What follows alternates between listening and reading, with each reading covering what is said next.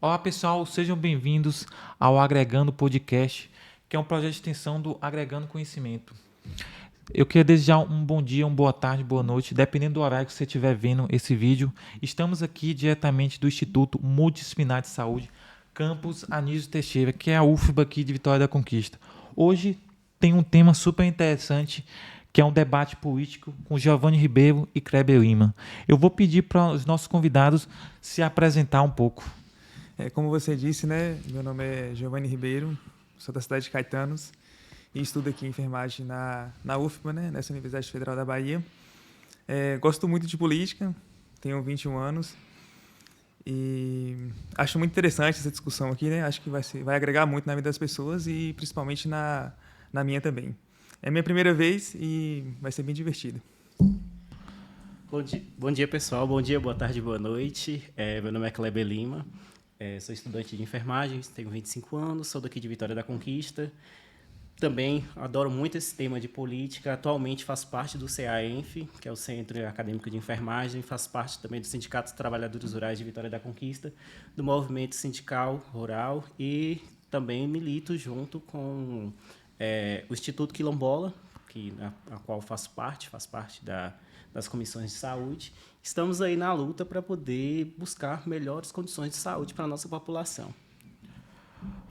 Obrigado pela apresentação, né? Falar um pouco de vocês. E agora a gente vai começar falando um pouco sobre a história de vocês, que seria para vocês contar um pouco sobre a história e infância de vocês. Como eu já tinha dito, sou daqui de Conquista, nascido e criado aqui em Conquista, sou da zona rural do quilômetro de Furadinho. Minha vida toda foi na zona rural, uma criança da roça, subindo em árvore, correndo, jogando bola.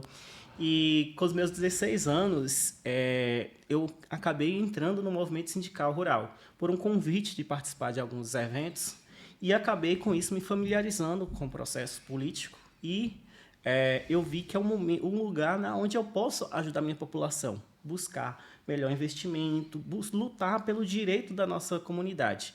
E desde os meus 16 anos eu participo de alguns eventos, tanto aqui em Conquista, em Brasília, viajei a alguns estados da região Nordeste, fazendo algumas formações da FETAG e da CONTAG, que é a Confederação Nacional dos Agricultores Familiares, e a Federação dos Agricultores e Agricultoras Familiares aqui do estado da Bahia. E a gente vem desde sempre lutando, militando para poder conseguir melhores condições de vida para a nossa população. Falando da minha história de vida, eu sou da zona rural de Caetanos, né? Nascido aqui em Vitória da Conquista. Minha infância foi muito tranquila desde o início. Eu sempre variei minhas brincadeiras, né? Desde o ioiô a brinquedos de carrinho, né? E sempre na zona rural, escola do campo. E isso foi me motivando a ver as dificuldades que os estudantes têm, né? No acesso ao conhecimento, falta de profissionais para atender essas pessoas. E isso, no meu ensino médio, já fui desenvolvendo algumas leituras de Engels, Karl Marx, até Darwin, também de biologia, assuntos que agregam, né? E isso eu fui percebendo que na sociedade brasileira existem alguns problemas estruturais, que é a desigualdade, né? Isso me motivou e me motiva hoje também a militar, como o Kleber disse, né? A participar dos movimentos, a entrar nos sindicatos, a estudar política. Tanto que hoje também, além da enfermagem, eu também faço ciências políticas, né? Que é um curso interessante, que é pouco visto aqui no Brasil, né? Mas que, no decorrer dos anos, acho que vai ser muito interessante ter profissionais na política que estudam e que tenham ciência política, né? E eu e Kleber, que a gente tem uma parceria também interessante dentro do sudoeste da Bahia, fazer política, uma política inovadora, uma política mais técnica, né? Trazendo nossos conhecimentos desde a infância, o que a gente já passou, o que a gente quer para o Brasil, né? E eu acho que isso vai ser interessante para nós aqui, enquanto ainda hoje estudantes, né? Mas também futuros políticos, profissionais, né? Que vai agregar no nosso país. Muito bom. E no caso, assim, como era a relação de vocês assim com a família de vocês? Ou como é a relação de vocês com a família? Se vocês têm tipo alguma lembrança marcante assim, da época da infância, ou não necessariamente da infância, mas da adolescência também. A minha relação com minha família, eu sempre fui muito ligado a meus parentes, meus tios, vizinhos, eu não tenho irmãos. E aí meus primos sempre foram aquelas referências de irmãos que eu tinha para poder estar ali nas brincadeiras e tudo. E minha família, eu digo que é o meu ponto fundamental, porque sem minha família eu não conseguiria estar onde estou hoje, que é a base de tudo. E um dos momentos marcantes, assim, desde a minha infância, a minha infância de criança a adolescente, foi que minha família sempre me educou a sempre respeitar as outras pessoas, a nunca ser uma pessoa que desmereça as outras pessoas. Sempre ser grato por tudo que você recebeu, agradecer a todo momento, mesmo com as dificuldades que possa acontecer. Mas a gente deve ser grato a todas as oportunidades que a gente tem em lutar. Nunca esperar que as coisas venham assim de mão beijada. A gente sempre tem que lutar por aquilo que a gente almeja. A gente sempre brinca, né? Mas a família é a base de tudo, né? Pelo menos na minha vida, acho que na vida de muitas pessoas também, né? Minha mãe mesmo é uma pessoa assim que eu falo que é uma pessoa fantástica. Meu pai, minha irmã, a gente é bem unido, né? Assim, minha mãe, eu sempre gosto de falar da minha mãe porque ela é sempre uma pessoa sempre me protegeu de diversas formas, né? Ela sempre me educou da melhor maneira possível, uma pessoa que às vezes é um pouco brava, né? Mas eu acho que me educou, me fez uma pessoa hoje com seriedade, uma pessoa mais transparente. Já meu pai é uma pessoa assim que ele sempre fez de tudo para me ajudar, tanto no que ele podia e no que ele não podia, né? Agora, minha irmã também eu sempre gosto de dizer que ela é uma pessoa também que ela cuida da nossa família, né? Porque a gente sabe que a família é onde a gente onde a gente aprende nossos comportamentos, nossos valores. A família é, antes de tudo, um compromisso de fé, né? A gente vive hoje nesse mundo raso, onde as coisas são muito rápidas, né? E a gente acaba que não valoriza esses pequenos detalhes, né? Mas a educação, o nosso comportamento, o que a gente acredita, tudo vem da família, né? E para mim, família é tudo. Eu acho que sem família a gente não consegue ser um homem de respeito, um homem que quer ver as coisas da maneira mais correta possível, né? É isso aí. Realmente a família é super importante. Não existe família perfeita, mas é aquilo. A família é a base de tudo. Então, dependendo da família, você vai ver se sua vida vai ser no modo hard, modo fácil. Para algumas pessoas vai ser no modo hard, para algumas pessoas vai ser modo fácil, algumas pessoas vai ter nuances. Vai ter momentos difíceis, momentos mais tranquilos, mas a família sempre vai estar com a gente, independente de outros relacionamentos que podem ser mais superficiais, ou até quando a gente for constituir nossa própria família, no caso, se for desejo da pessoa. Então vai ser a base também para os nossos filhos também. Então é aquilo, mesmo que nossa base não tenha sido muito boa para alguns casos, né? A gente pode construir uma boa base para os nossos filhos. Então é isso. A gente sempre busca o melhor, né, para os nossos filhos, nossos amigos, nossa família. E quero agradecer vocês por trazer essa mensagem tão bonita sobre a família, sabe? E falando agora um pouco sobre a trajetória profissional de vocês. Vocês são profissionais da enfermagem, no caso. Futuros profissionais de enfermagem, que vocês são graduantes de enfermagem. O que motivou vocês a escolher a enfermagem? Bom, o que para mim assim foi uma coisa bem, como eu posso dizer, não foi o meu ponto de vista inicial. O meu curso, o primeiro curso que eu queria fazer, inicialmente, logo quando eu saí do ensino médio, era geografia. Eu queria fazer geografia. Sempre me vi mais nas áreas, na parte da humanas, dando aula e tal. Acabou que, nesse contexto, todo esse processo, não passei em geografia na UESB, passei em biologia aqui na UFBA. E quando eu entrei aqui na UFBA, e no curso de biologia, acabei tendo a pandemia, que foi logo em 2021, só tive mais ou menos, chegou nem 15 dias de aula, foi em 2020, não chegou nem a ter 15 dias de aula. E aí teve todo o lockdown, e parou tudo e a gente ficou em casa. Nesse processo eu acabei vendo a importância dos profissionais de saúde, como é que eles viam isso para a nossa vida.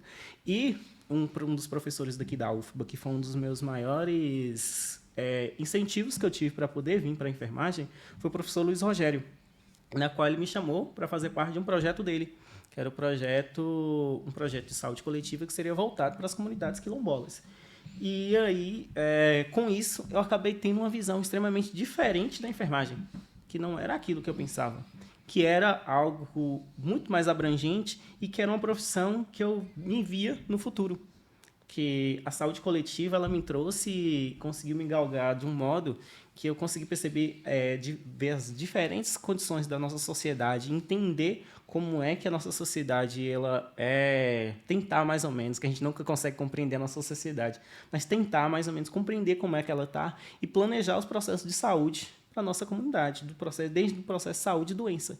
E o que a enfermagem me mostrou que ela é um mundo amplo e vasto, e que me apaixonei logo de vista quando eu tive a oportunidade de fazer um Enem em 2022. Fiz um Enem, aí já estava no terceiro semestre de Biologia, fazendo alguns componentes e tal ali. Acabei passando no Enem, passei no Enem em 2023, já larguei tudo e vim para a enfermagem, que agora atualmente estamos no 5º semestre. Minha trajetória eu acho que é um pouco peculiar, né? Eu acho que desde o meu primeiro ano eu já sempre gostei dos cursos da área da saúde. Enfermagem, medicina, biologia, né? Mas no ano de 2021 eu estudei o ano inteiro, aí cheguei no final do ano, fiz o Enem, consegui passar para enfermagem, mas meu desejo de início era o quê? Era medicina, né? Porém, aos poucos eu fui me dedicando ao curso, fui gostando. E hoje eu percebo que a enfermagem é um mundo bastante amplo, né? A gente ainda está no 5º semestre, né? Mas a gente já percebe que a enfermagem, ela trouxe para mim, enquanto ainda seguindo a trajetória, né? Acadêmica, uma visão mais ampla do que é saúde, não focar só na doença, que hoje os grandes centros focam, né? Eles focam na doença, na patologia, e esquece as questões sociais, as questões culturais, as questões simbólicas que envolvem o processo saúde e doença, né? Eu acho que a UFBA e a gente que é aluno aqui da academia, né, tem esse entendimento que a saúde é um processo gradual. A gente que estuda, que trabalha, a gente sabe que saúde é desde a infância, com práticas educativas, com ferramentas de apoio, um APS forte, um hospital de base forte. Isso tudo traz ferramentas, trazem as cartas, né, para que a população tenha uma saúde de qualidade, né? Eu acho que a UFBA, por ser um campo assim multidisciplinar, traz essa visão para a gente, né? Além de específica, essa visão ampla que eu acho que o Brasil tem que ter, né? Essa visão mais crítica acerca da saúde. Mas, além disso, né, voltando a falar do meu curso, eu sempre gostei e gosto, né, de 2 campos, que é a saúde e a política, né? Tanto também que hoje eu resolvi ir curso, né, Ciências Políticas, como eu tinha dito, né, que é um curso também fantástico. Eu acho que vai agregar muito no meu conhecimento, na minha trajetória, a enfermagem quanto às ciências políticas, né? Tem tudo para dar certo e para me informar da melhor forma possível. Realmente, vocês tiveram uma trajetória, né? Tipo, que tiver influência de pessoas. Né? Pessoas influenciaram vocês, no caso. E eu queria agora saber, tipo, dentro, né, da enfermagem e da ciência política, como Giovanni Ribeiro aqui, e dentro da enfermagem, e também da biologia, que você passou 3 semestres, não foi isso? Como foi essa trajetória acadêmica dentro da biologia e da enfermagem, como está sendo, no caso, né? Dentro da biologia e enfermagem e das ciências políticas? Minha trajetória acadêmica, quando iniciei, teve o SLS, que eu acredito que muitas pessoas viveram aqui, que foi um momento de ter aulas em casa. Foi um momento muito difícil, porque assim, eu não tinha nenhuma experiência universitária, não sabia mais ou menos como é que funcionava. E em casa, uma pessoa jovem que acabou de sair do ensino médio, crua, pode dizer, vivendo essa vivência diferente, atípica, que a boa parte da nossa sociedade viveu, foi interessante porque eu acabei podendo perceber outras questões várias outras questões. No período que eu estive em casa, tive vários professores que mesmo dando aula online, que foram extremamente exemplares. Tem uns exemplos da professora Andréia Carla, do professor Márcio Borba, professor Alisson, vários outros professores do curso de Biologia que são pessoas excelentes e exemplares que me moldaram como uma pessoa universitária aqui na universidade, mostrando como é que deve ser, com o que deve estudar, como se lidar nesse processo, vivendo algumas dificuldades que a gente tem na vida como universitário, e a gente acabou conseguindo, eles acabaram me ajudando a passar sobre esse processo. E quando a gente voltou em 2022 para o período de aulas presenciais, foi um momento também de realmente para me entender se realmente era o curso que eu queria. Porque, assim, todos os meus colegas falavam, vamos ter viagem de campo, a gente vai ter viagem de campo, todo mundo, eu gosto e tal. Eu não sei se da minha turma eu era o único que, viagem de campo, ficava alegre, sorrindo, mas não gostava. Mesmo sendo uma pessoa que viveu na zona rural a vida toda, na hora que eu ia para o campo, não era o que eu me via. E foi um dos pontos também que fez o qual eu mudar de curso e ir para enfermagem.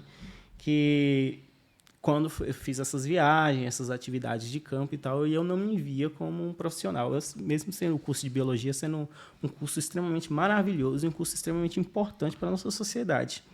E como eu já tinha dito das influências do professor Luiz Rogério, e acabei me integrando mais no processo político, na questão da enfermagem, entendendo que a enfermagem ela é política.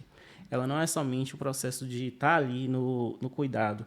Ela busca a melhor forma de atender o nosso paciente, para o nosso paciente evitar que o nosso paciente adoeça, que a gente busca que o nosso paciente tenha a melhor forma de saúde. E acabei fazendo o Enem em 2022. Em 2023, entrei para a enfermagem, aproveitando alguns componentes que eu já tinha de biologia, que me agregaram nesse processo, já me ajudaram, facilitaram essa minha nova trajetória. E com isso já comecei a trabalhar com o professor Adriano Maia, que é um professor extremamente muito importante aqui para o Instituto, que ele está tanto na nossa graduação, mas também no mestrado de saúde coletiva, e com essa participação no projeto do professor Adriano de saúde coletiva, entender como é que funciona realmente a saúde coletiva, tendo referências do professor José Patrício, vários outros professores que nos ajudaram a entender esse processo de discussão e compreender como é que é a saúde, que não é somente a saúde, eu não estou sentindo nada, eu estou bem. Mas também a saúde não é apenas como alguns grandes pensadores dizem, que a saúde é um grande processo de falta de que quando a pessoa tem que estar bem plenamente, corporal, psicológico e espiritualmente, que vivendo na sociedade que a gente está hoje é basicamente difícil a gente conseguir ter essa plena saúde. Mas que a saúde, sim, ela é um processo que vai em todos os nossos âmbitos. Do momento que a gente levanta ao momento que a gente deita, a gente tem que ter esse processo de saúde. E a saúde coletiva, entendendo ela, que ela não é somente uma questão de entender os processos de vigilância, entender só as questões de saúde e doença, mas ela é em todos os âmbitos da nossa sociedade. No momento que você levanta, que você sai de casa, que você vai tomar banho, escovar seus dentes, que você vai ter uma água potável, isso é saúde. No momento se você tem alimentação na sua casa para você fazer um de jejum, é saúde. Você tem um transporte coletivo, você tem segurança para sair de casa, para ir para o trabalho, para ir para a faculdade, isso é saúde. Se você não tiver esses pontos necessários, importantes para uma vida normal, você não tem uma saúde. E como está na nossa Constituição, que é o direito à saúde é de todos e dever do Estado, o Estado não está nos cumprindo a saúde exatamente como deveria. E entendendo isso, a gente acaba conseguindo conciliar com o processo político, porque a política ela está nessa questão. Se eu sou político, se eu consigo oferecer melhores condições para os meus cidadãos, de ter transporte, de ter lazer, de ter vários outros âmbitos, desde uma rua pavimentada, ter esgoto, eu estou oferecendo saúde. Direto ou indiretamente, a saúde ela está em todos os âmbitos da nossa sociedade. E por isso que é tão importante estar no curso que eu achei estar no curso de enfermagem, não somente o curso de enfermagem, mas tem vários outros cursos da área da saúde que também tem essas discussões, mas para mim o curso de enfermagem foi o que me abriu essa visão de entender como é que é a saúde e como é que eu posso lutar pela minha sociedade e compreender melhor todo esse processo. E, junto com vários outros colegas que a gente encontrou aqui, que são pessoas militantes, eu encontrei Giovanni aqui também, que é um dos meus colegas, que a gente, de quando a gente se conheceu, a gente já vem falando de política, quer ser candidato, que almeja, quem sabe, chegar no futuro alguma coisa. A gente pode melhorar a vida da nossa população, que é uma coisa básica, que uma simples água potável, você vai reduzir vários processos patológicos que várias pessoas podem ter. É isso. Gostaria de parabenizar pelas palavras do meu amigo Kleber aí, né? A minha, tô falando agora da minha trajetória acadêmica. Eu, que vim da zona rural, da Escola do Campo, vim para a Vitória da Conquista, para a UFBA. Um modo de vida diferente, pessoas diferentes, cultura diferente, comportamentos diferentes. Mas um ponto em comum, né? Acho que é o conhecimento que todos buscam em ter. Quando eu cheguei aqui, alguns professores me ajudaram bastante. Um deles foi o Adriano Maia. As aulas deles, que ele pôde ministrar, me fez ver a saúde, a área da enfermagem de outra maneira, em outro contexto. Ele revisitou dados, microdados, onde as pessoas que mais necessitam não têm um atendimento adequado de saúde, que é uma coisa que fere o direito constitucional e é o que faz a gente brigar hoje, né, em pensar em se candidatar, em talvez agir de forma política e institucional para que essas pessoas tenham a saúde de qualidade, tenham equidade. E isso nos move, né? E fora que a enfermagem também, enquanto trajetória, a gente aprende várias coisas. Microbiologia, a nossa professora também é fantástica. A gente tem vários conhecimentos. A gente pensa, enfermagem é só da vacina. Fazer curativo. Não é. Enfermagem hoje é um campo muito vasto. Desde a assistência, da APS, a gestão, engloba todo o sistema de saúde, né? E isso não faz a gente querer sempre mais e buscar alternativas e soluções para isso, né? Eu não tenho muito a dizer assim, sobre a minha trajetória, porque ela ainda é curta no meio ainda acadêmico, né? Tanto que eu iniciei também outro curso, que foi Ciências Políticas, que também ainda estou no meu segundo semestre, mas estou aprendendo bastante também, né? A gente aprende Sociologia, Filosofia, a gente estuda vários autores, né? A gente estuda também Relações Internacionais, que é um tema também que hoje a gente sabe que o Brasil tem um grande problema também, né? Que com a volta do presidente Lula, a gente conseguiu recuperar a nossa imagem em relação ao mundo, né? E estudo aí, acho que agrega a gente, né? E vai nos formando. É sobre isso mesmo. Realmente a trajetória acadêmica de vocês é cheia de nuances, né? Então, eu achei muito interessante como foi a trajetória acadêmica de vocês, como chegaram na enfermagem, depois foi para a ciência política, ou saiu da biologia, ciência biológica, e foi para a enfermagem. Achei bastante interessante. E dentro da enfermagem também, de outras áreas também, a gente tem a questão da saúde coletiva. E eu queria que vocês façam um pouco dessa questão da saúde coletiva e também já encaixar quais são as medidas concretas para melhorar a saúde pública dentro da saúde coletiva ou de outras áreas também. Um dos pontos importantes que eu acho da saúde coletiva e também a gente pode buscar levar para uma coisa concreta que possa ajudar a nossa sociedade seria não somente a gente focar nos fatores saúde e doença, como a gente já vem dito, e que realmente não é utilizado atualmente, mas a gente ter uma gestão, um maior investimento da atenção primária. Quando a gente investe mais na atenção primária, a gente dá uma eficiência para a atenção primária. Vamos falar agora das questões de custos. É muito mais barato eu manter o paciente, a prevenção de agravos desse paciente do que tratar já o agravo daquele paciente desde dos gastos com hospitalização, depois com a equipe que vai poder tratar e o próprio sofrimento desse paciente. Quando a gente tem uma atenção primária mais focada, uma atenção primária que tenha essa força maior e uma eficiência maior, acaba reduzindo as filas do próprio sistema de saúde, das atenções especializadas, e acaba dando para o paciente também uma forma de uma qualidade de vida.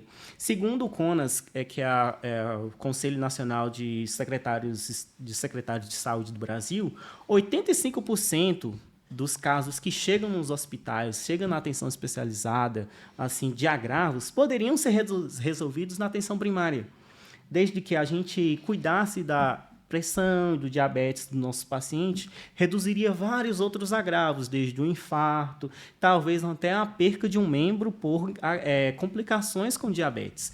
E que é isso que a saúde coletiva ela traz? Essa visão ampla, não somente as questões de epidemiológica e sanitária, mas essa visão ampla da sociedade. Quando eu tenho uma pessoa que não tem condição mínima de se manter, a única coisa que ela tem condição é de comprar um alimento que não é um alimento saudável, mas é um alimento que ela tem condição de comprar. Isso que significa que essa pessoa não tem saúde. Ela pode acabar nesse processo, chegando ao nível de agravo e ir para os hospitais, acabar tendo esse gasto com os próprios hospitais em si, o sistema. Mas quando eu cuido que a cidadão tenha melhor condição de emprego, se ele tem condição de emprego, ele vai conseguir trabalhar para poder comprar alimentos melhores que vão reduzir os riscos de futuras doenças, de futuras patologias. A gente sabe que a gente está numa sociedade que está envelhecendo. Quando a sociedade envelhece, o envelhecimento acaba trazendo também os processos patológicos, que é natural do nosso corpo humano. Mas se eu cuido bem da minha sociedade, da minha população, dentro desse período, dessa faixa etária, a gente vai ter uma saúde melhor, uma eficiência do sistema, o sistema vai conseguir ser eficiente, vai evitar os gastos desnecessários, que assim dizendo, não desnecessários, mas uns gastos grandes que a gente tem no sistema, no processo especializado, que vai ter que fazer grandes cirurgias, vai ocupar muitos leitos de hospitais. A política hoje atual é de abrir grandes hospitais, ter grandes leitos, não dizendo que isso não seja necessário, que é importante a gente ter um grande hospital, mas não é somente aquele negócio de criar pronto-socorro para a população ir para o pronto-socorro. O que eu tenho que fazer é colocar médico, enfermeiro, técnico, assistente social, várias pessoas lá na ponta para poder evitar que essas pessoas cheguem na atenção especializada. A gente vai ter hospital porque é necessário a gente ter um hospital com vários processos, que ele seja um hospital bem completo e com várias complexidades. Mas a gente precisa também trabalhar que as pessoas não cheguem aos agravos que a gente vê atualmente. Que se tivéssemos uma atenção primária, se a gente tivesse o mínimo no posto de saúde, chegar no posto de saúde e encontrar o medicamento, o básico ali, a gente já reduziria vários problemas que a sociedade enfrenta. Mas hoje a gente percebe que a política atual, assim dizendo, em todos os âmbitos, é de construir grandes arranha-céus, grandes hospitais, centralizar aquilo ali, tudo com várias especialidades, que a política norte-americana, a política europeia que a saúde agora é uma saúde que eu só cuido do coração, eu só cuido da perna, eu só cuido de tal coisa, e não cuidar do mínimo, que é cuidar do ser humano. A gente cuida da saúde da população, a gente cuida do ser humano, não é cuidar um olhar só da doença. A gente tem que cuidar da população em si.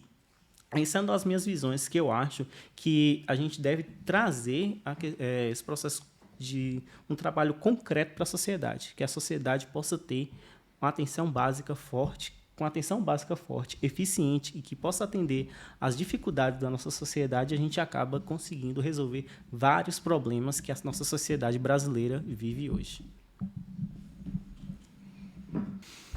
É isso, né? Uma APS forte, ela traz muitos benefícios para a saúde da população.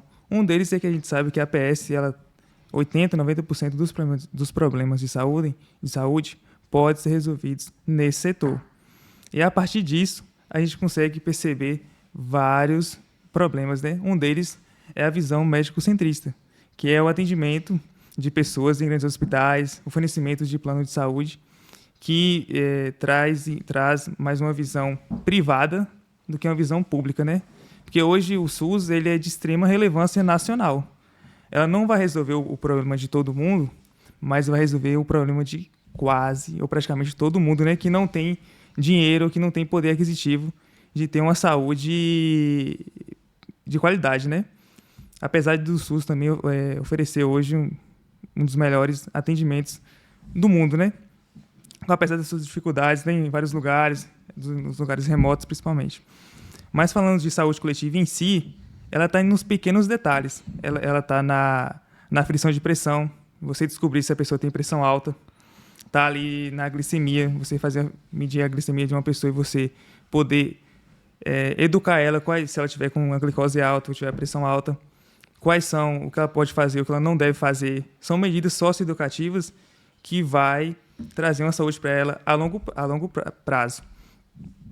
A própria questão também da prevenção do câncer do colo do útero. Muitas pessoas não sabem, não têm o conhecimento, vai na unidade de saúde, conversa com o enfermeiro ela vai falando, a pessoa diz alguns sinais, o enfermeiro já identifica, já gera um protocolo e já faz um atendimento necessário, né? E também a própria vacinação também, que já é para pessoas que são adolescentes, que estão ali na fase de reconhecimento do próprio corpo. Tudo isso é saúde coletiva e a gente tem que focar nisso, numa gestão eficiente, numa gestão próspera, que está ali perto das pessoas, né? A gente ter profissionais de qualidade, médicos, enfermeiros, como o Kleber disse, técnicos, né? Que eu acho que também falta isso nos atendimentos, né? Principalmente nos lugares remotos, que é difícil a gente ter profissionais por ser distantes, né? Lugares, cidades remotas mesmo. E isso traz alguns problemas estruturais, né? Mas aos pouquinhos, com vontade política, com o próprio discernimento, né?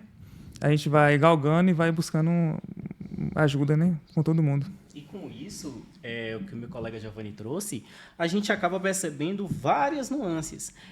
Nos anos 70, na época da ditadura militar, foi criado no Brasil a política de médico-centrista, que os grandes centros acabavam sendo os locais onde tinham os atendimentos e que a medicina ela fosse totalmente fatiada. A gente viu que todo esse processo histórico do Brasil e o crescimento da saúde pública, das pessoas buscando uma saúde pública, trouxe a criação do SUS. E como o Giovanni disse, no período da pandemia, a gente viu a importância que o SUS tem para a sociedade. Porque os sistemas privados acabaram assim, que a população não tinha acesso a todo mundo ter condição aquisitiva financeira de conseguir ter um atendimento.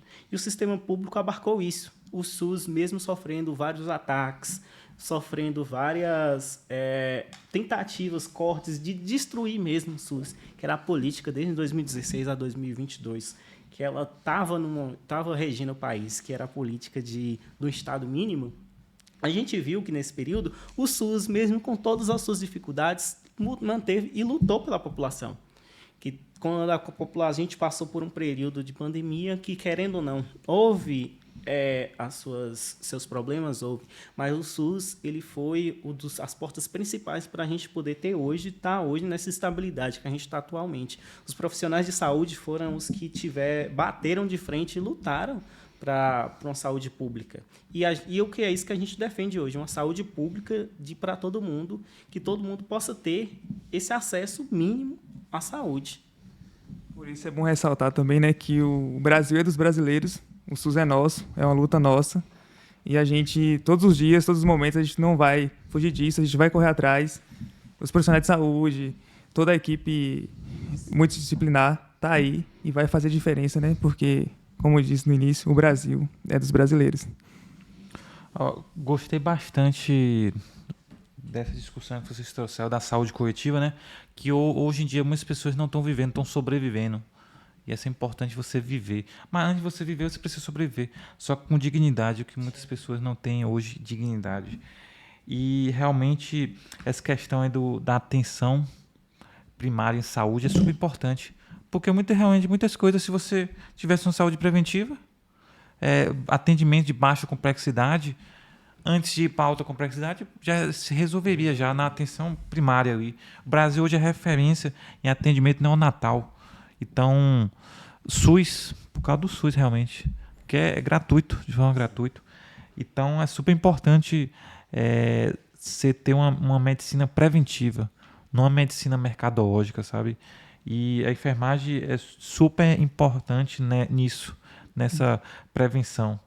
E realmente, porque tem muita essa questão, atendimento de baixa complexidade pode não dar tanto dinheiro assim, então por isso que não dá tanta atenção. Então, é importante cuidar da saúde das pessoas, não do dinheiro de poucas pessoas que vão ganhar em cima da saúde das realmente. Então, muitas vezes, um atendimento de baixa, como você falou, não vai dar voto, muitas vezes, mas vai garantir uma melhor qualidade de vida. Então, aí tem também a ver a questão da pessoa ver isso. Não ver, tipo, eu fiz uma cirurgia de alta complexidade que muitas vezes não precisava fazer se ela tivesse tido um atendimento primário de saúde eficiente, no caso. Se ela tivesse procurado. Mas, muitas vezes, por ela ver o macro, não ver os detalhes ali, muitas vezes a pessoa só vai por algo que foi de alta complexidade que não é necessário. E a gente falou muito de relações familiares, infância, trajetória profissional, né? Ou como está sendo a trajetória profissional. Agora vamos para temas polêmicos, viu? Então, você que está nos vendo aí, se prepare. É o sim ou não, né? O contra ou a favor. Aqui existem nuances. Porque, tipo, por que ter apenas duas opções? Sim ou não, se favor ou contra? Por que não um debate, né? Saudável? Por que não uma terceira via, muitas vezes? Então, os temas polêmicos vão começar aqui agora. A opinião porte de armas, redução da maioridade penal e programas sociais como Bolsa Família. Qual a opinião de vocês quanto a esses temas? Polêmico, né? É um tema bastante polêmico. Nos últimos 10 anos foram uns temas bem batidos, né? Sim. Principalmente porte de arma, programa social. Porte de arma, na minha opinião, né? Eu sempre penso que a arma deve estar na mão da polícia. Uma polícia técnica, bem preparada, e não nas mãos de pessoas comuns, né? Claro, para você ter um porte de arma, existe toda uma legalidade, todo um processo para você ter um porte, né? Mas se você legaliza, você também você dá abertura para o acesso mais fácil da arma, né, de fogo. Eu acho que isso não é necessário e também não é gratificante você ter esse fácil acesso para a população.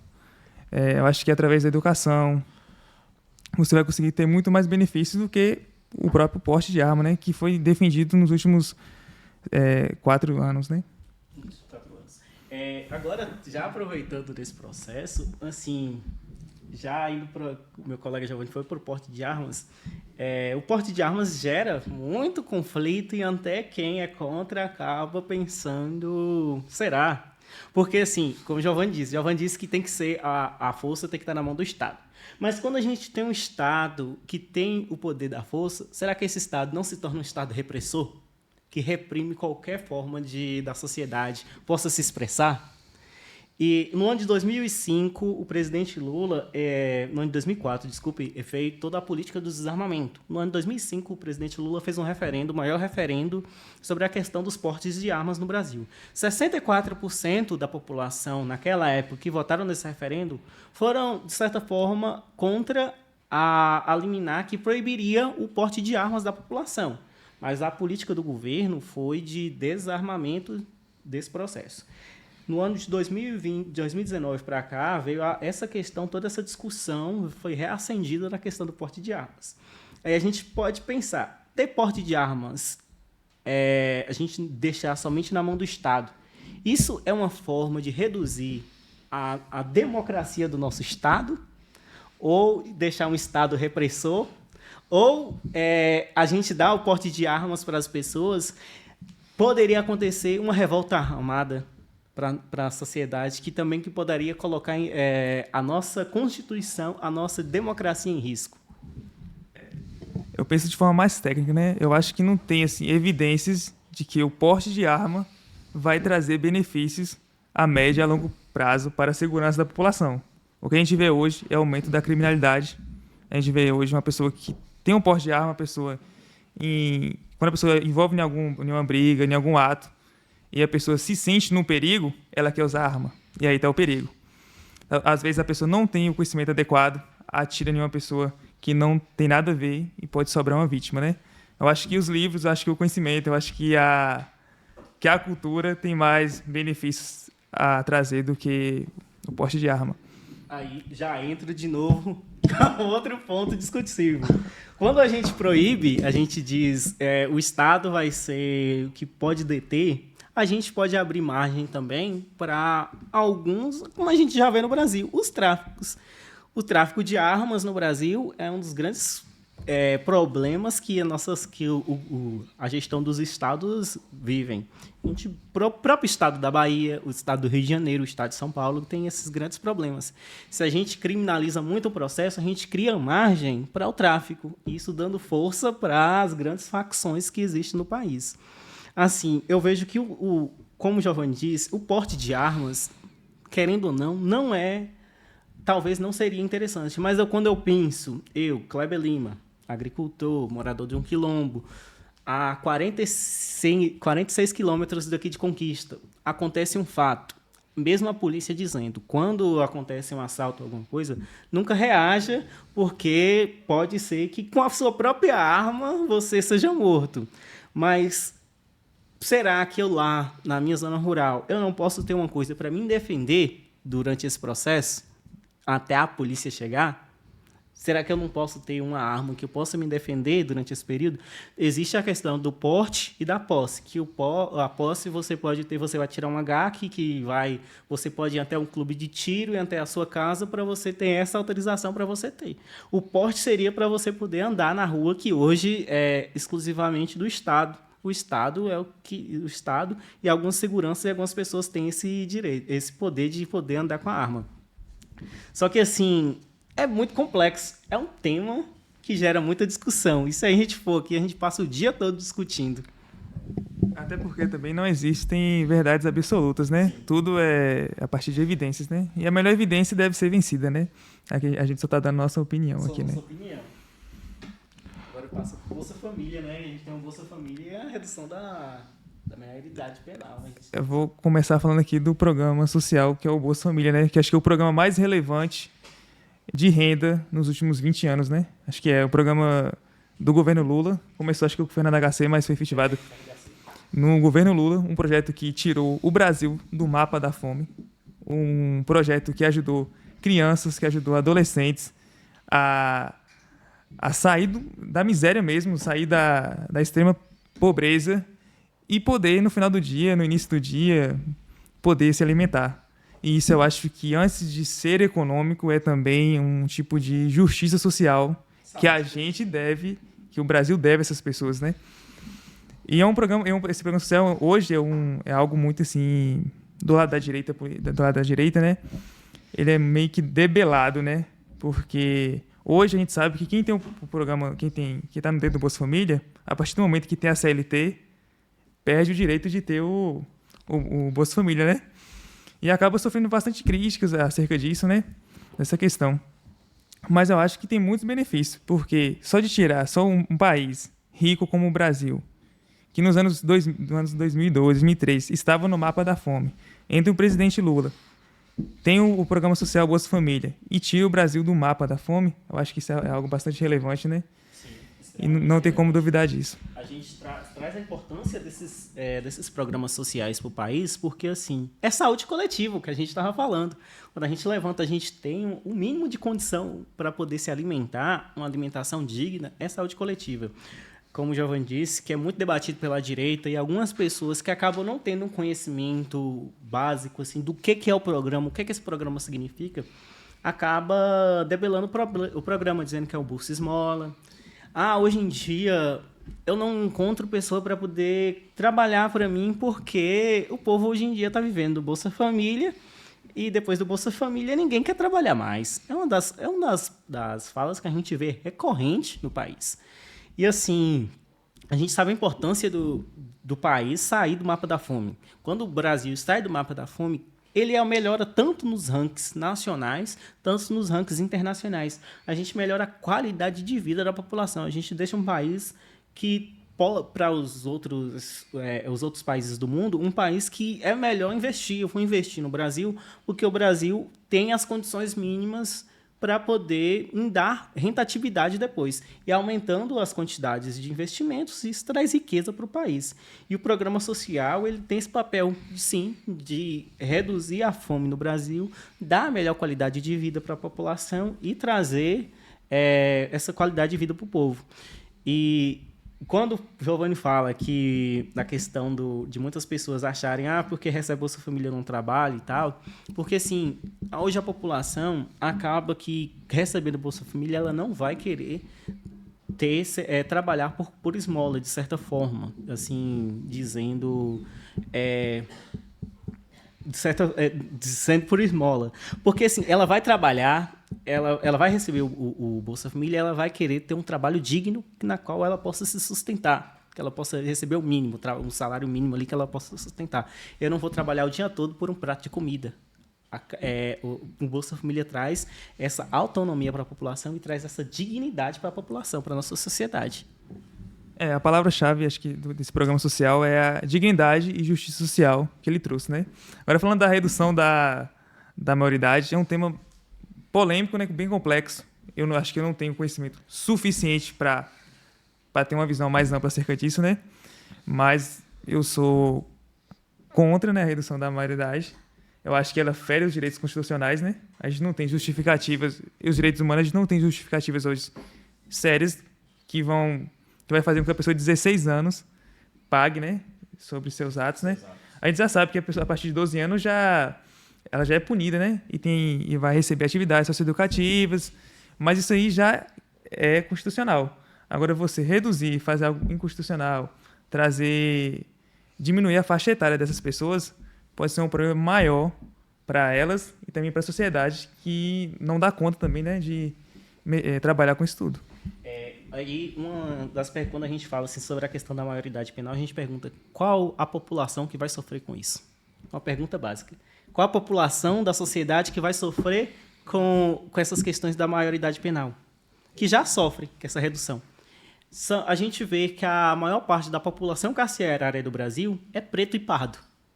Se a gente reduzir a maioridade para 16 anos, vai continuar jovens, adolescentes pretos e pardos indo para a cadeia, indo para a prisão, sendo que o problema do país é uma questão social. Eu reduzindo a maioridade penal, eu não vou trazer essa redução dos crimes, a criminalidade no país. Pelo contrário, a gente vai aumentar os índices e vai deixar mais superlotação ainda os nossos presídios.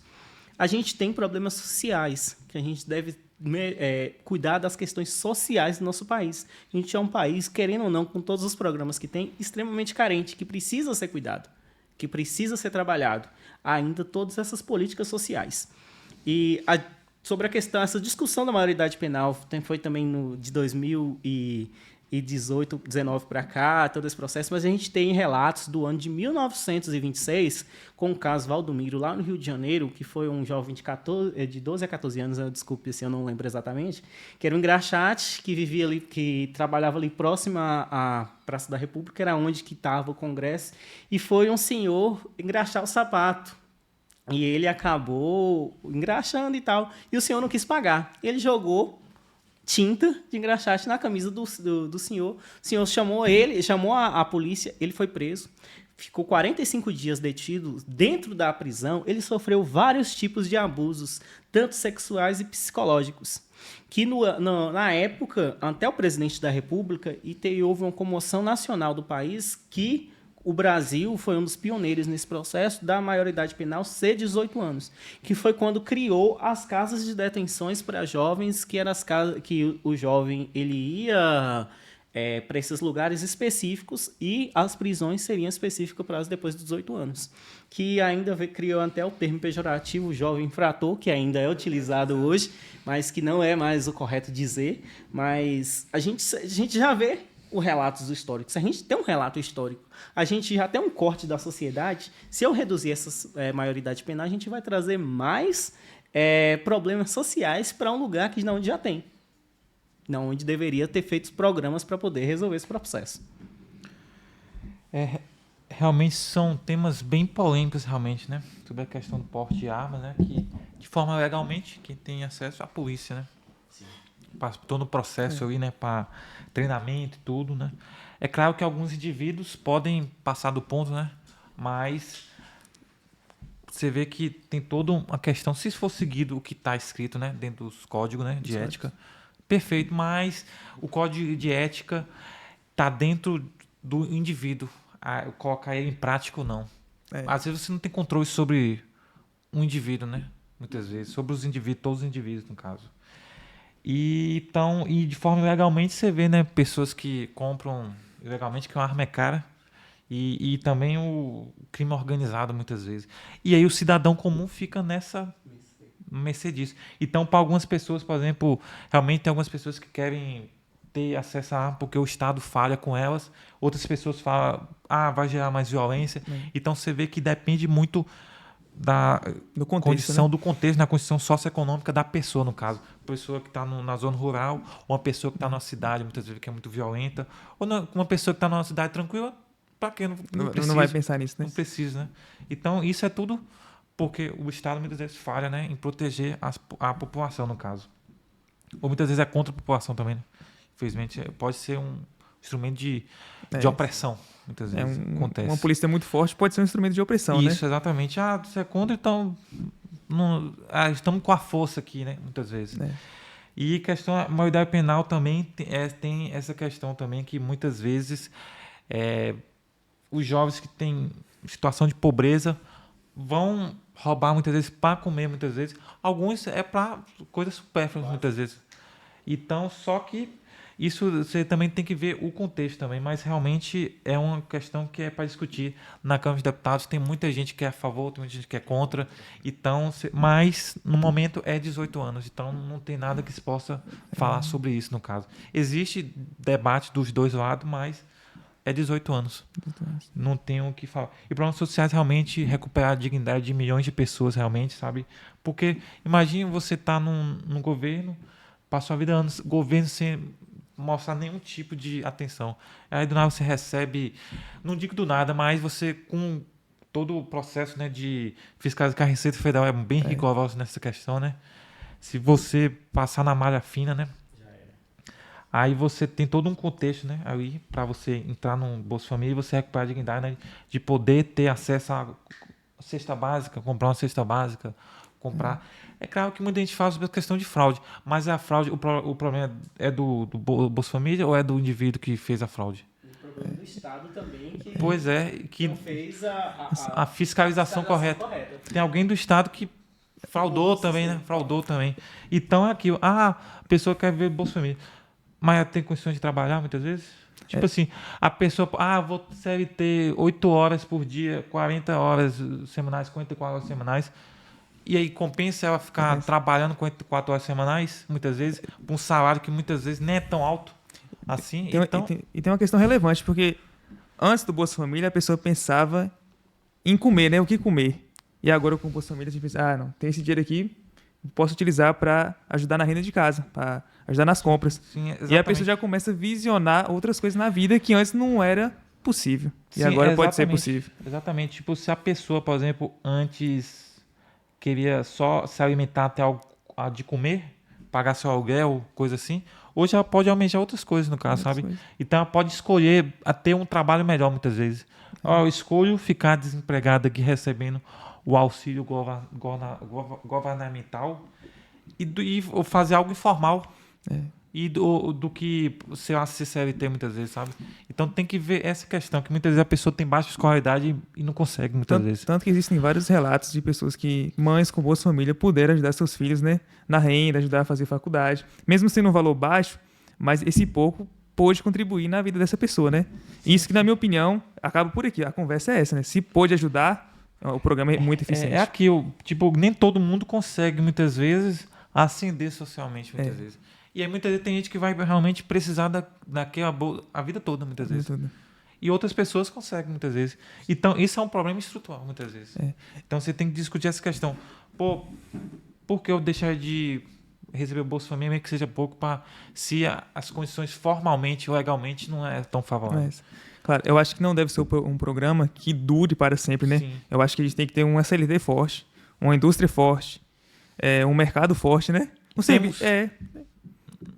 Nem para todo mundo não tem. Né? Não tem para todo mundo. Então, mas o ideal seria isso, né? Aí que tá. Se a gente tivesse condições ideais, nem precisaria. Não precisaria. Em condições ideais, mas não existem condições ideais.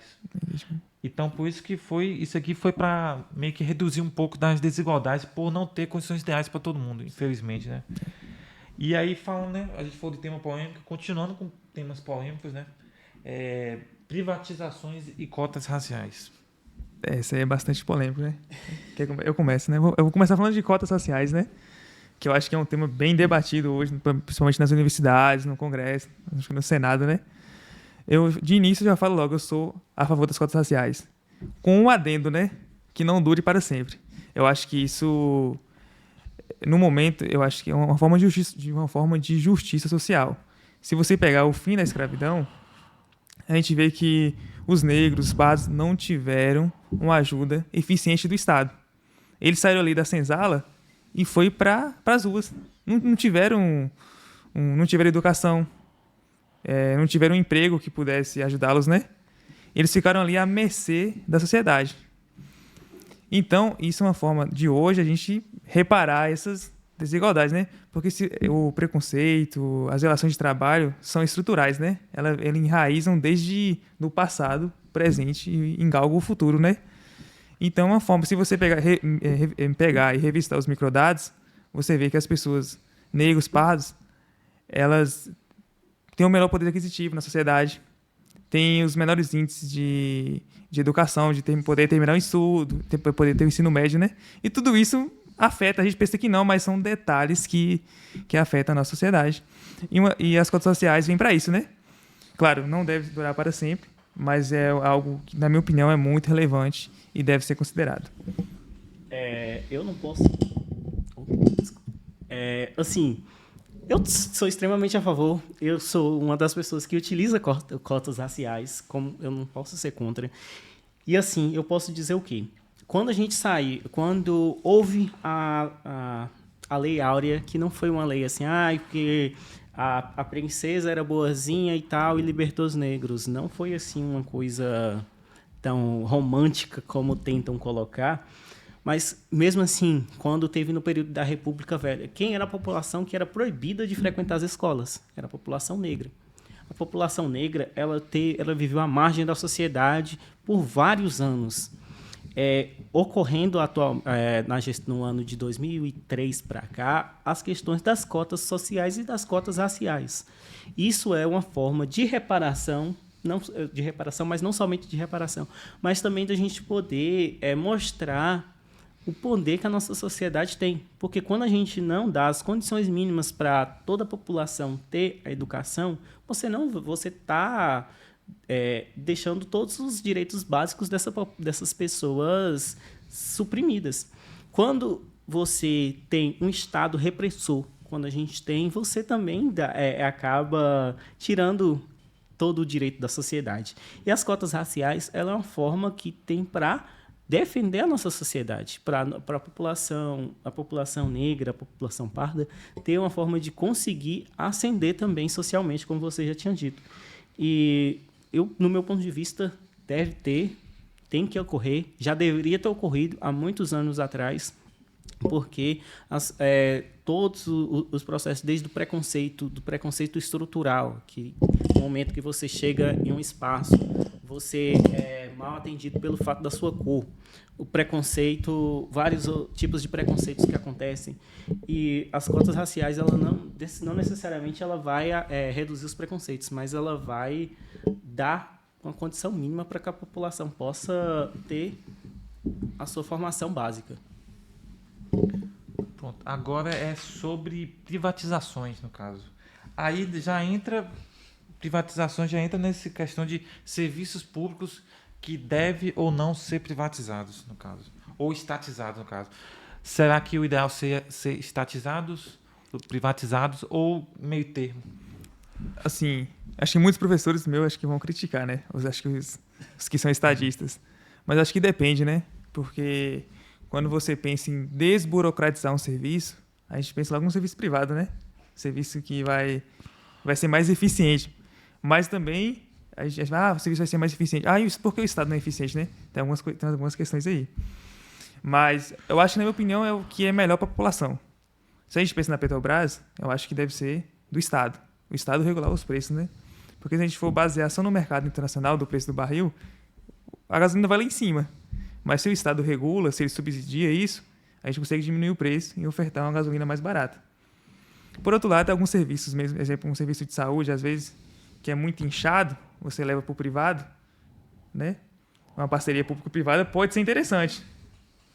Pode ser interessante, né? O que tu acha disso? Agora sim, pronto, você já foi no meu calcanhar de Aquiles. Quando a gente fala do sistema de saúde público, eu defendo, de certa forma, o sistema de saúde 100% público, 100% público sem a intervenção do processo privado. Porque quando a gente coloca empresa privada na questão da saúde, a gente acaba deixando a saúde mercadológica.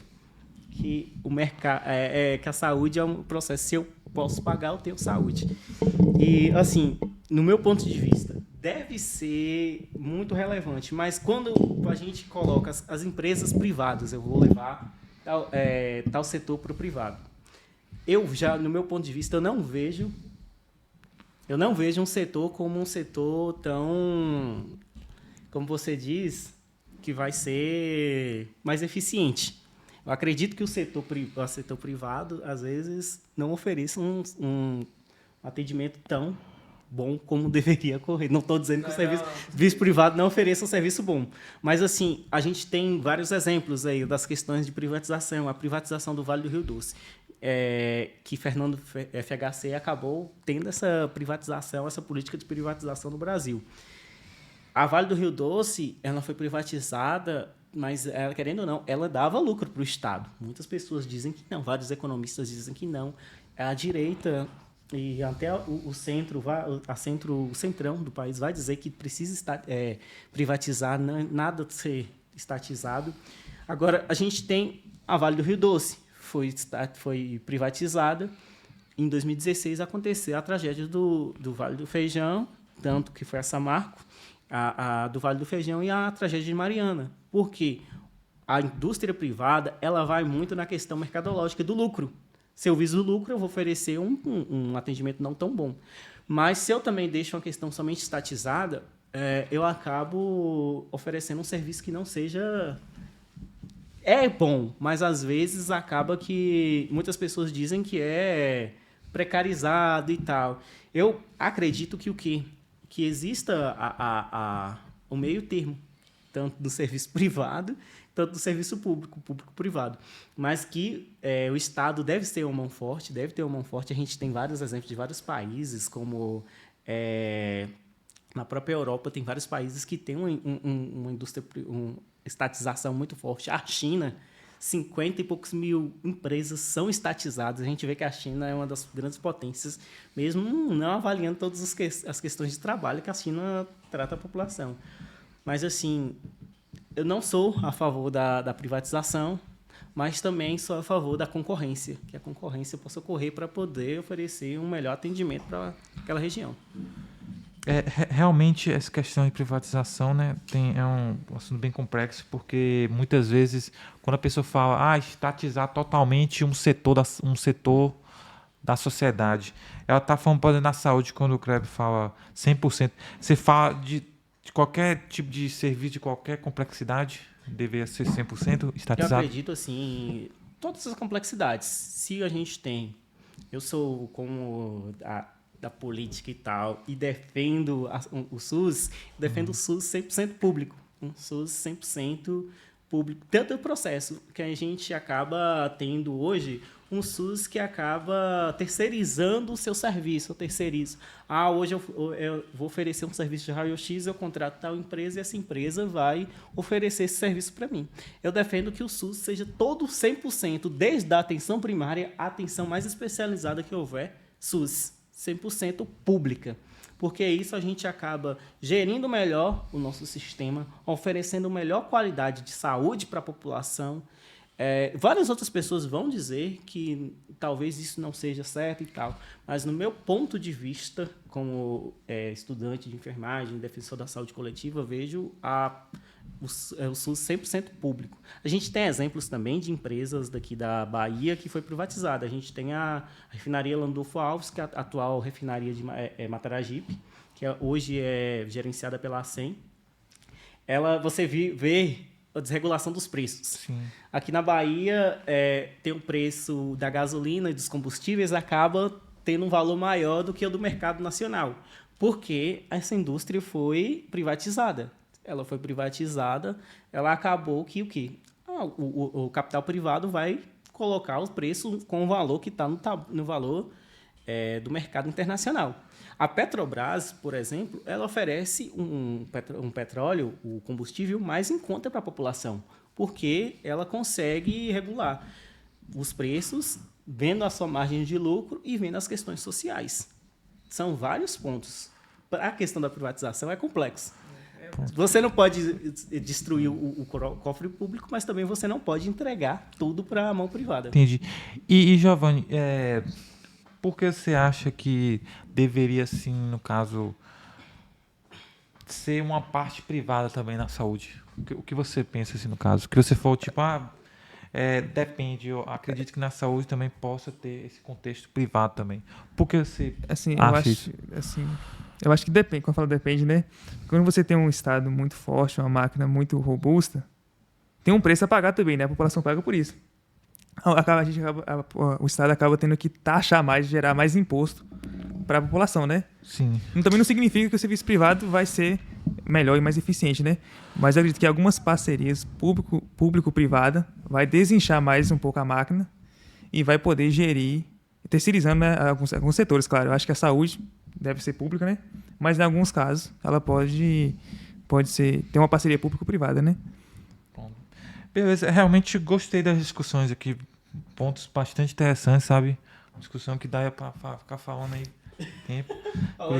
Ainda a gente pois já te cortando, desculpa. A gente Não, nem falou dessa questão da saúde, como nós profissionais da saúde, eu como estudante de enfermagem e futuro enfermeiro, defendo o sistema público porque pela própria carreira pública. A gente da área da saúde, a gente tem nessa carreira pública vai ser, de certa forma, são salários melhores, condição de trabalho melhor do que no sistema privado, que vai me impor umas metas que eu vou ter e não vou conseguir oferecer saúde para a minha população. E aí, como você disse, não vamos nem entrar nos méritos porque vamos passar o dia discutindo. Certo. Agora, a gente já passou, né, sobre essa questão dos temas polêmicos, mas vai continuar polêmico ainda, sabe? Porque agora vai falar de política e futuro, né? E se vocês, né, querem ser políticos aí, né, se candidatar, de afiliado a algum partido... O pessoal fala bastante sobre isso, né? Eu acho que o pessoal comenta. Kleber aqui de Conquista, né? Sim. Eu sou de Caetanos. Claro, eu acho que é uma ideia assim, bastante interessante pra gente, né? A gente que gosta disso. Quando me perguntam, você quer se candidatar? Hoje eu falo que sim, né? As pessoas da minha cidade mesmo, muitos já sabem. E eu acho que se tiver saúde até lá, acho que eu vou jogar o game. Não, vai ter, pô. Vai ter, se tiver saúde, vai ter a gente vai jogar o game.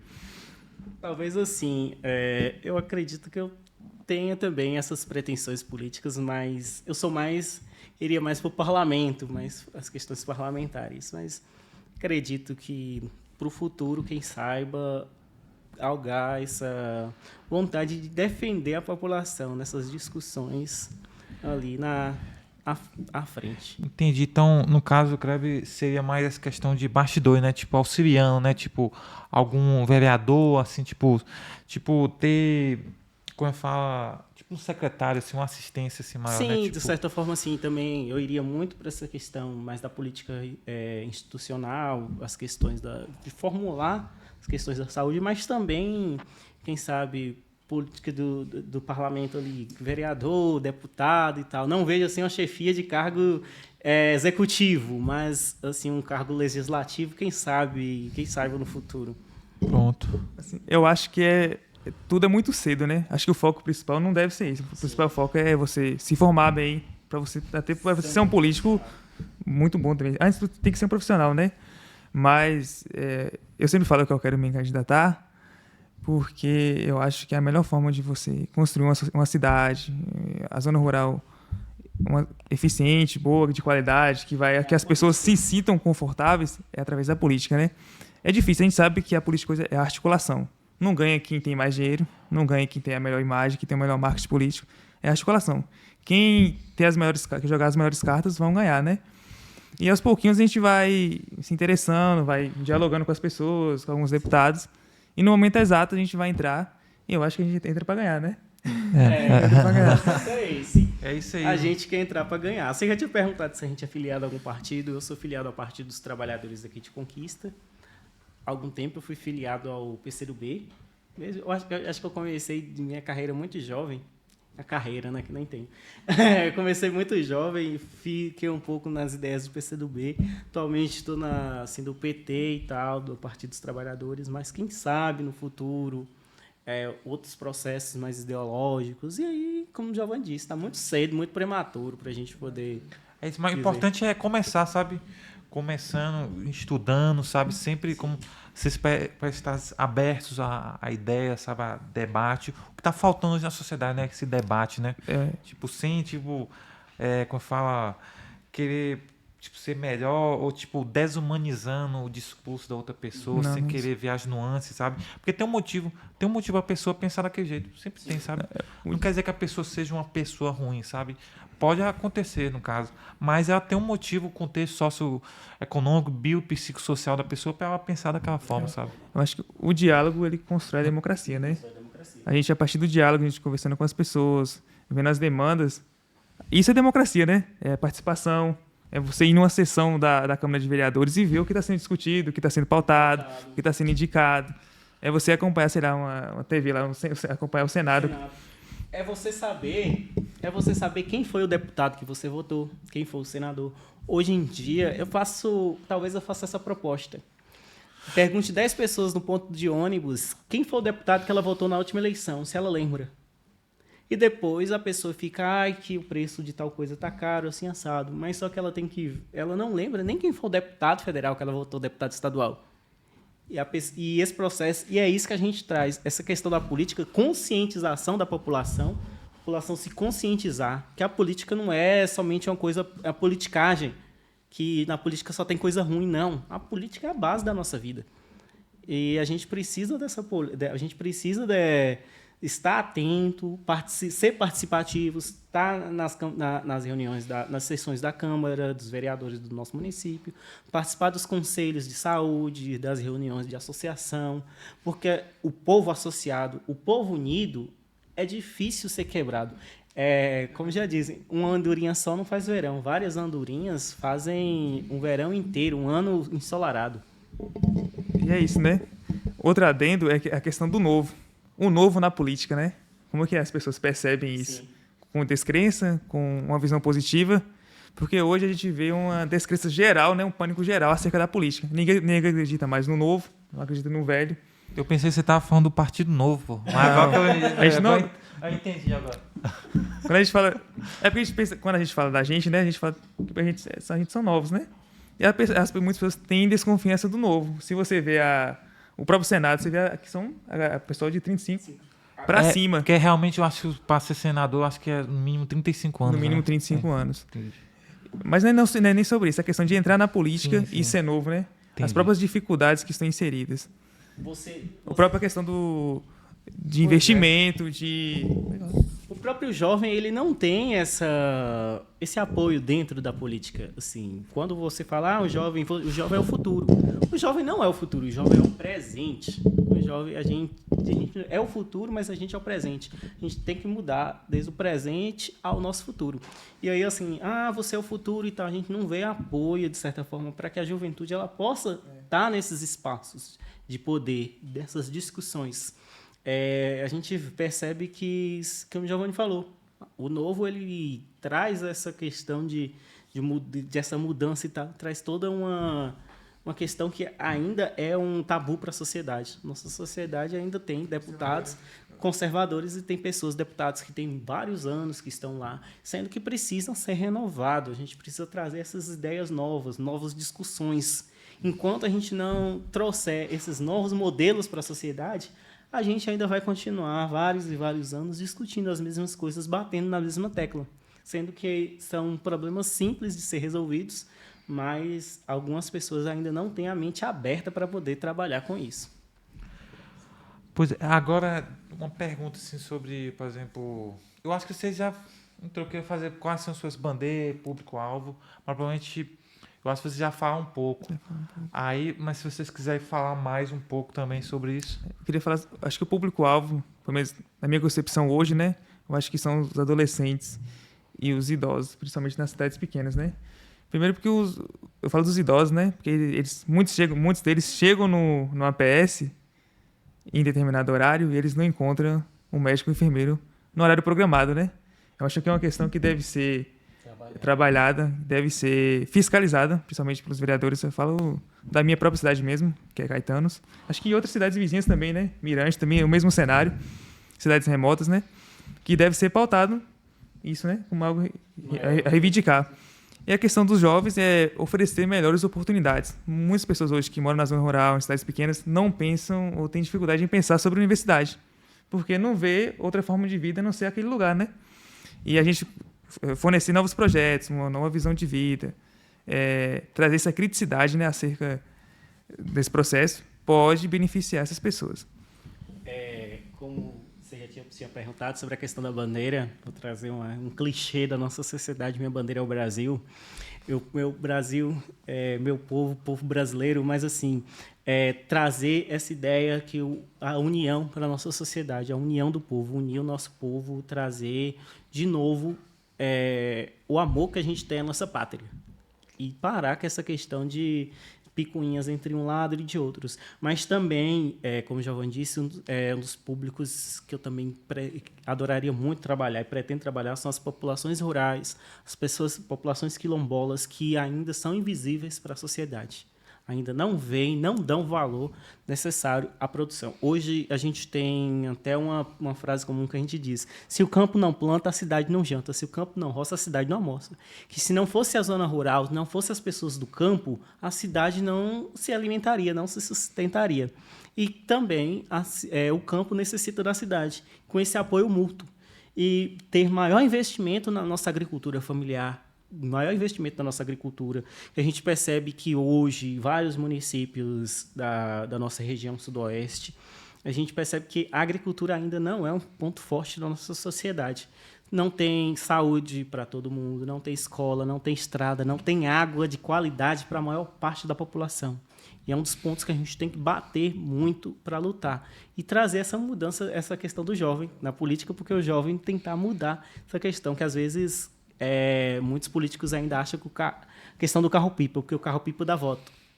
E a gente tem que mudar essa ideia que tudo é questão de voto e pensar na minha candidatura possível futuramente. A gente tem que trabalhar para o povo e para o povo. Assim, vocês falaram que tem, por exemplo, ainda uma jornada ainda para candidatura, assim, coisa assim. E aí, quais seriam os principais desafios, sabe, para vocês? Como o Giovanni falou, né? O novo, o velho, como entrar novo na política. Novo, eu digo, sendo um político novo na política. De idade, né? Em tempos de... Não ser de idade, ser tipo, novo seria, no caso, por exemplo, você, a primeira candidatura. Não ser conhecido. Não ser conhecido, tá entrando agora, no caso, tá se candidatando agora. Como seria isso? Quais seriam os principais desafios para vocês? Assim? Eu acho que os principais desafios de entrar numa candidatura e poder vencê-la é a questão de ser novo, né? Das pessoas não ter essa descrença de que o novo vai poder mudar a velha política, né? A própria questão de investimento também, que quem está lá na máquina sempre vai ter mais chances de vencer. A própria questão do voto de cabresto. Em cidades pequenas acontece muito isso, né? De poder comprar o voto, negociar o voto. E quem é novo, quem não tem investimento, quem não tem uma articulação política forte, sofre com isso. Por outro lado, por ser novo, atrai muitos grupos, que são os grupos dos jovens, né? que já estão cansados dessa política tradicional e esperam ver resultados em pessoas comuns, que é o jovem, né? Que tipo um amigo falando com o outro. Porque o vereador é um voto próximo, né? É um voto próximo das pessoas. É um voto que você conversa todos os dias. E isso também é um ponto positivo, né? Mas eu acho que o principal fator na política, o principal desafio é a articulação. É você encontrar pessoas que vão te ajudar e que vão criar cenários para você vencer. E a própria população também mudar a ideia de uma política assistencialista. Ela pensar não somente, eu vou votar em fulano porque fulano me deu 2 sacos de cimento, me deu uma feira e tal. Vou votar em uma pessoa porque vai lutar por mim, vai me defender. E esse desafio que a gente enfrenta por ser jovem e tal, também é a questão dos investimentos, porque hoje quem tem que estar com a máquina na mão acaba tendo todo o poder para poder trabalhar ali e se manter no seu cenário político. E o jovem e o novo acaba não tendo essas condições, tanto financeira e tanto do apoio de quem já está. E aí a gente tem esse desafio, que é o desafio de poder manter e de a própria política querer mudar. Porque ninguém nasceu para semente, tudo precisa ser mudado, tudo precisa ser renovado. E aí é um desafio que a gente encontra ainda, a gente percebe ainda em todo o país, é que esse espaço ainda não é aberto para a juventude. A juventude ainda é vista como o futuro, você vai ser o futuro e tal, mas a gente é o presente, a gente é o futuro e a gente é o presente, a gente tem que trabalhar para o futuro e por agora. Realmente foi um debate muito bom, viu? Queria agradecer vocês e para a gente finalizar aqui, né? Não finalizar, vai continuar isso aqui, porque os debates sempre continuam, sabe? Isso aqui vai ficar eternizado aqui. E como vocês gostariam de ser lembrados na política e uma mensagem final para os nossos telespectadores? Eu acho que a principal mensagem que a gente pode dar são para as pessoas, né? Você tá na política e você poder andar de cabeça em pé, você ser uma pessoa transparente, uma pessoa que é respeitada, uma pessoa que mudou a vida das pessoas, que trouxe dignidade, justiça. Eu acho que é a melhor maneira de ser lembrado, né? E queria agradecer a todos, agradecer aqui a Carlos Daniel, agradecer meu amigo aqui, Kleber, por estar aqui, por estar nesse debate. E queria deixar uma mensagem de apoio a todos vocês, que o Brasil é nosso, o Brasil é dos brasileiros, e que a gente vai lutar bastante para desenvolver o sudoeste da Bahia, sudeste baiano. Queria agradecer muito também por esse momento, por o espaço, agradecer a toda a equipe que está aqui junto com a gente, Carlos Daniel, meu colega Giovanni, Paloma que está ali nos bastidores, ali, Robson também. E o que eu gostaria de ser lembrado, assim, como o Giovanni disse, uma pessoa honesta, uma pessoa que trabalha pelo povo, que luta pelo povo, que não somente pense em seus interesses individuais, os seus interesses econômicos de uma classe social, mas de toda a população. Uma pessoa que consegue mudar a vida da sociedade. Talvez a gente não consiga galgar tudo que a gente planeje, mas se a gente fazer o mínimo, se a gente for o mínimo, todo mundo fazer um pouco para a nossa sociedade consegue ser melhor e melhorar cada dia mais. Que o nosso papel aqui, como ser humano, é melhorar a vida do outro. A gente tenta, a todo momento, melhorar a vida das outras pessoas que estão próximas a gente, que a nossa vida também melhora junto. Pronto, perfeito. Eu quero agradecer vocês pela disponibilidade, pelo ótimo debate aqui, que, como falei anteriormente, é isso que está faltando na sociedade, um debate de ideias, que eu vejo aqui que vocês realmente têm ideias diferentes, mas só que vocês continuam sendo amigos e têm mesmo ideias divergentes, sabe? Pessoal, eu quero fazer aqui alguns agradecimentos aqui. Agradecer a toda a equipe do Agregando Conhecimento, agradecer a UFBA que cedeu o espaço, agradecer aos nossos convidados, agradecer a você, telespectador que está nos vendo, agradecer ao Robson, técnico do audiovisual, agradecer a Paloma, aqui que está nos bastidores, e agradecer também a todo mundo que vai ver esse vídeo a todo instante, que ele vai estar disponível no canal do YouTube, e convidar vocês para os próximos episódios. Até mais.